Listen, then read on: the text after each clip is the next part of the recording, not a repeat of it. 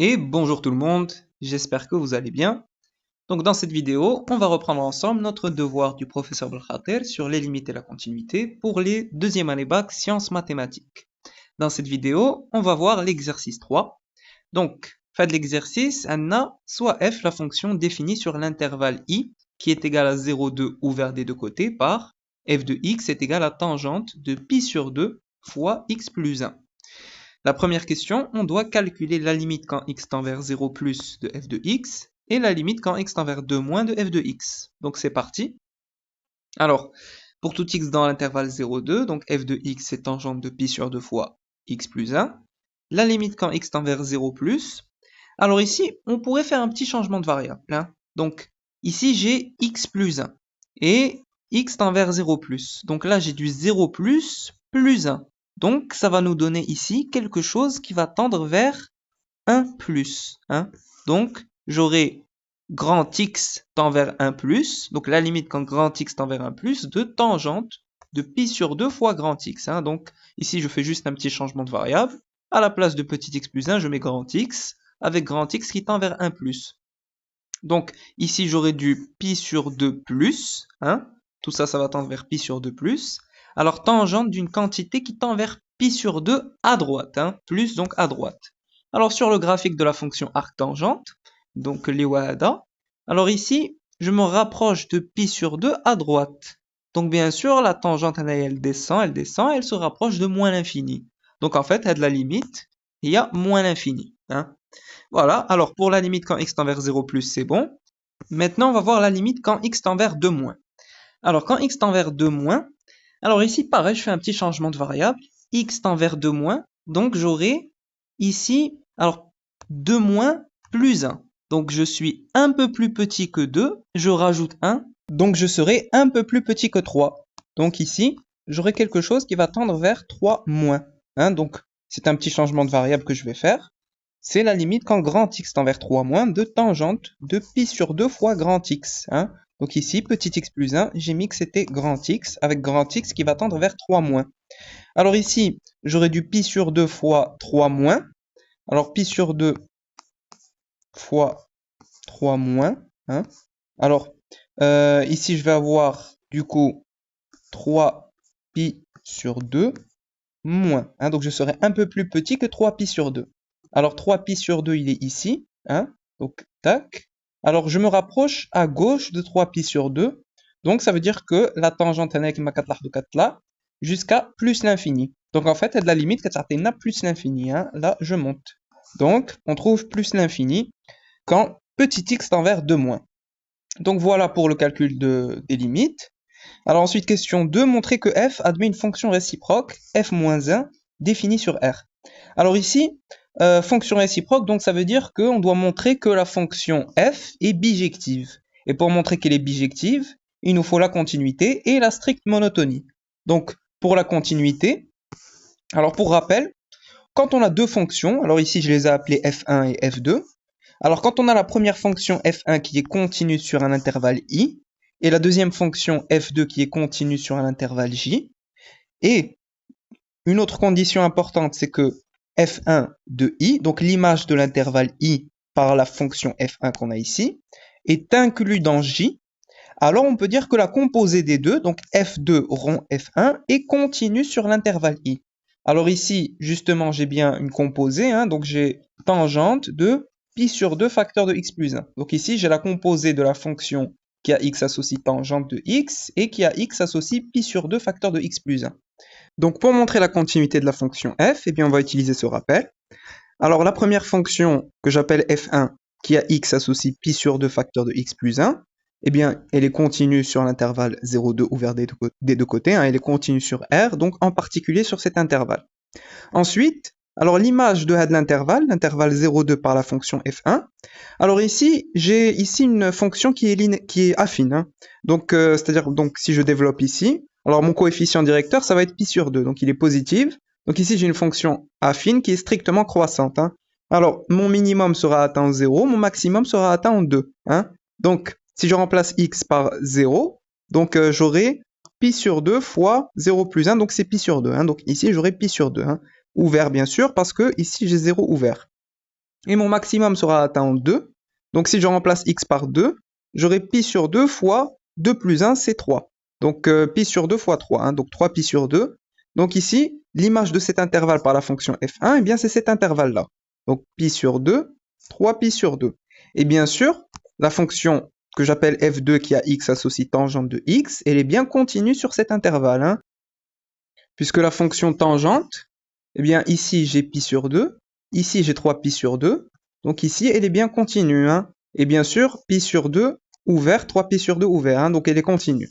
Donc j'ai bien la continuité sur cet intervalle, donc celui-là, pi sur 2, 3 pi sur 2. Donc ici on a trouvé que l'image de 0,2 par la fonction f1, eh bien c'est pi sur 2, 3 pi sur 2, et tangente, elle est continue sur cet intervalle, hein. Donc je peux dire que l'image de cet intervalle par la fonction f1, eh bien, il est inclus dans cet intervalle, hein. Bien sûr, a de l'intervalle pi sur 2, 3 pi sur 2 ouvert, il est inclus dans a de l'intervalle, hein, pi sur 2, 3 pi sur 2 ouvert des deux côtés, hein. Donc j'ai bien l'inclusion. Donc ça y est, je peux dire que la composée des deux, donc f2 rond f1, qui a x associe tangente de pi sur 2 facteur de x plus 1, eh bien elle est continue sur le premier intervalle que j'avais, qui est 0,2 ouvert des deux côtés. Donc pour la continuité c'est bon. Maintenant, il nous faut la stricte monotonie. Alors pour la stricte monotonie, je vais prendre deux éléments que j'appelle A et B qui appartiennent à notre intervalle 0,2 ouvert des deux côtés. Donc soit A et B appartenant à 0,2 au carré, tel que A est strictement inférieur à B. Alors, je prends A strictement inférieur à B et je vais voir, je vais essayer de faire apparaître la fonction f, donc qui a x associe tangente de pi sur 2 facteur de x plus 1. Je vais voir si on a f de A qui est strictement inférieur à f de b.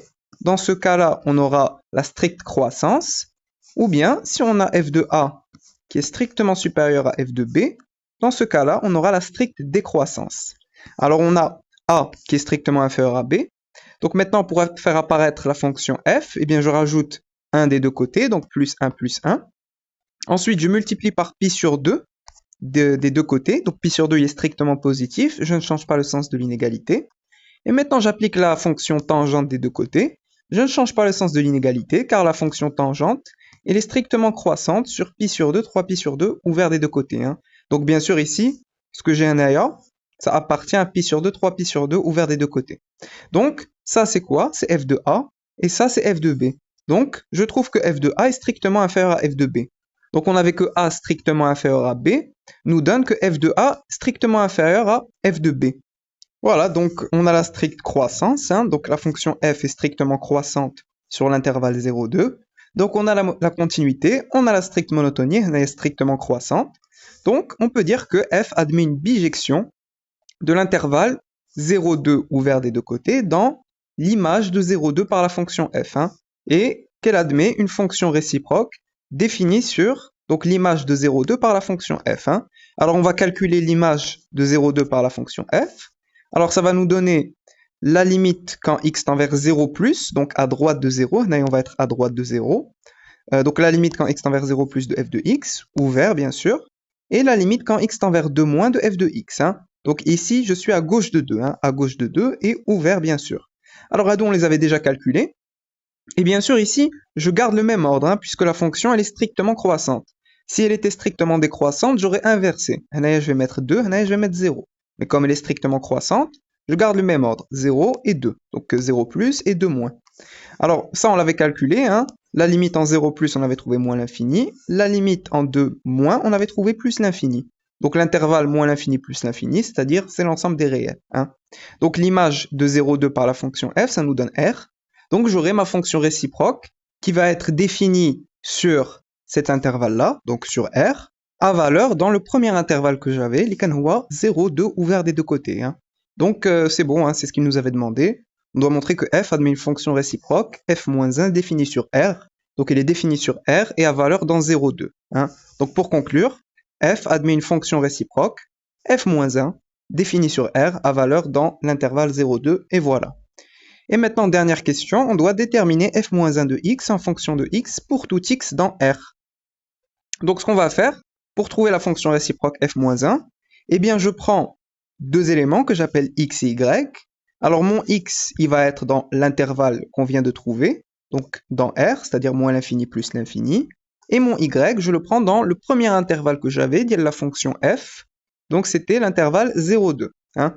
Donc r, c'est celui-là, c'est l'intervalle de départ de la fonction f-1, et celui-là, c'est l'intervalle sur lequel est définie la fonction f. Donc c'était l'intervalle 0,2.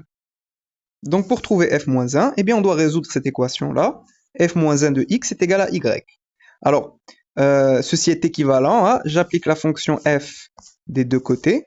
Donc ici f-1 ça part. Donc j'aurai f de y est égal à x. Hein. Donc f de y est égal à x. Alors f de y c'est quoi? F de y c'est tangente de pi sur 2 facteur de y plus 1. Et maintenant je vais devoir exprimer y en fonction de x. Donc je vais devoir isoler le y.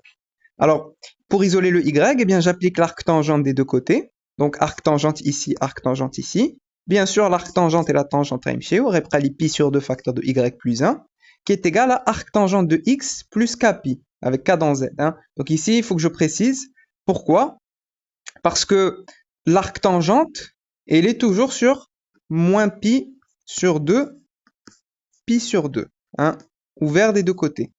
Alors que ici, pi sur 2 facteur de y plus 1 n'est pas sur cet intervalle. Hein. Donc il faut que je rajoute le pi, alors plus k pi avec k dans z, après on va chercher le k.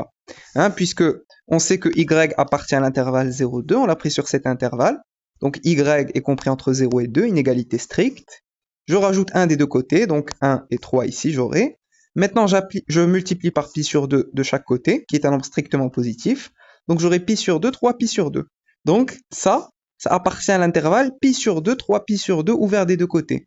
Donc on n'est pas sur l'intervalle moins pi sur 2, pi sur 2, auquel appartient arc tangente de x. Hein. Donc c'est pour ça que je dois rajouter k pi, comme ça, pour trouver le bon intervalle. Alors pour trouver le bon intervalle, eh bien, on a arc tangente de x qui est dans l'intervalle moins pi sur 2, donc compris entre moins pi sur 2 et pi sur 2, inégalité stricte. Donc maintenant, je vais rajouter le pi pour retrouver pi sur 2, 3 pi sur 2. Hein. Et donc, pour k est égal à 1 ici, hein, le k radicon qui est 1, eh bien, j'aurai arc tangente de x plus pi, qui va être l'intervalle pi sur 2, 3 pi sur 2. Et ça aussi, pi sur 2 facteur de y plus 1 va être dans l'intervalle pi sur 2, 3 pi sur 2. Et donc là, maintenant, j'ai les deux membres, les à droite ou à gauche, je vais l'intervalle. Donc là, c'est bon, ça marche. Hein. Pour k est égal à 1, ça marche. Donc j'aurai pi sur 2 facteur de y plus 1, donc ça, qui va être égal à arc tangente de x plus pi, avec le k, li qui s'aoui 1, bien sûr. Donc c'est bon, je peux continuer maintenant. Donc je fais passer pi sur 2 de l'autre côté. Donc je vais multiplier par l'inverse, donc 2 sur pi hanaya. Et alors pi sur 2 de l'autre côté, donc je multiplie pi par l'inverse de pi sur 2, donc pi fois 2 sur pi, et bien sûr pi sur pi, on 2, donc plus 2 hanaya. Alors maintenant, plus 1 de l'autre côté, à moins 1, donc j'aurai 2 moins 1, c'est 1. Donc là, j'ai trouvé y qui est égal à 2 sur pi arc tangente de x plus 1, et notre y c'était quoi? Notre y, justement, c'était f-1 de x. Donc là, c'est bon, on a trouvé f-1 de x, notre fonction réciproque. f-1 de x, ça va donc être 2 sur pi, arc tangente de x plus 1.